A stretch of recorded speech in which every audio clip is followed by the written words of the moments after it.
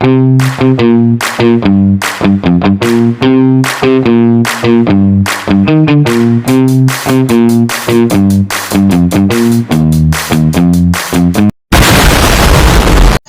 everyone, good day to our Professor Noel Nasum Bando and my classmates in electrical machines ELT1210. So first, I'm Ronaldo Alvin Monte and I'm 20 years old and living in Lomos at Barangay Marangog, and my hobbies is playing games like Mobile Legends, skateboarding and basketball.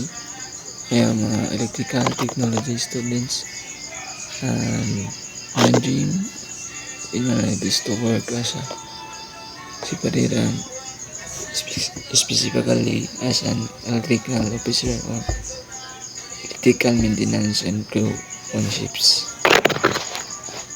A few minutes later. What's my goal in my life?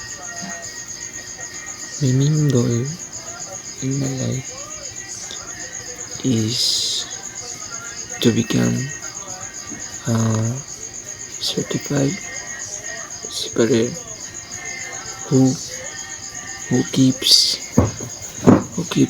ships on electrical systems and machines running smoothly and safely.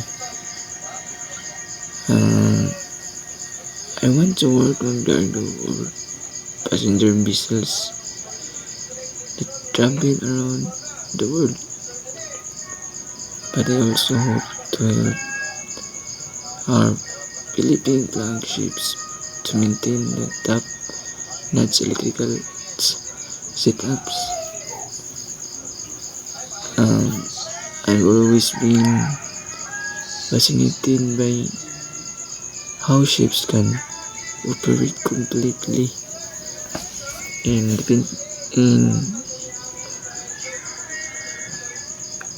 independently at sea, and electrical systems are what makes that possible. So being the one to take care of those systems is what I am working for. So that's our first question answer. I hope you understand it, and everyone. So next. 2,000 years later. So second questions. What drastic improvement will I make this semesters to achieve these goals, and why?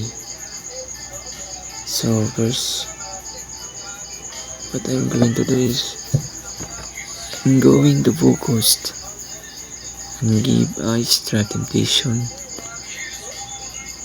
to how understanding the electrical system work under the harsh conditions like extreme temperatures, humidity, and constant movement, and practice troubleshooting problems fast. So before now, I just learned the basic of how machines work on land, but shapes are a whole different environment. I need to do this because at sea there's no way to quickly call for help or get replacement parts, so you have to fix issues right away to keep the ship and everyone on board safe. I'll start my drawing extra research on marine electrical systems, like take online quizzes on how to use troubleshooting and like emergency scenarios. And so, and ask my professor for any resources on separating electrical work. And I also plan to join a local maritime training group to learn more about the certification and I'll I and I'll need later on. And last questions. Why is this electrical machine subject important in my goal? Ships rely entirely on electrical machines, from the generator that provides power to the motors that run pumps, cranes, and navigations equipment. So this class teaches me how these machines work and how to maintain them and how to spot signs of like a trouble before they cause big problems. Like for example, if a ship main generator start acting up, I need to know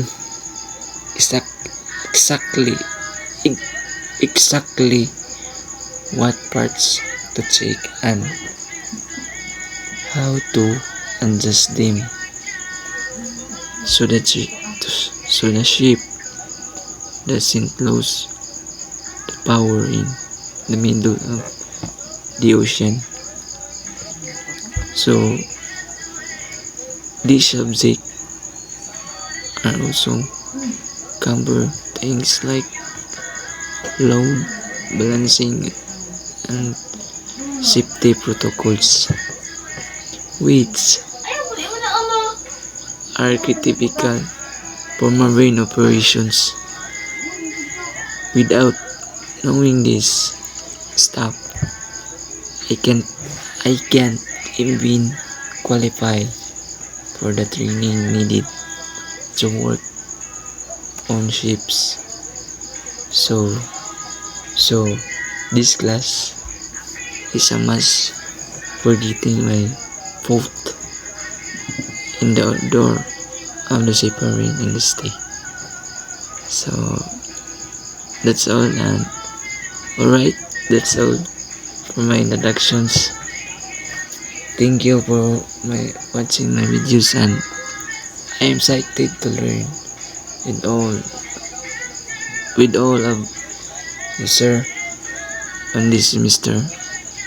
So I will be uploading this video in my YouTube and submitting the link to our Google Classroom. So thank you.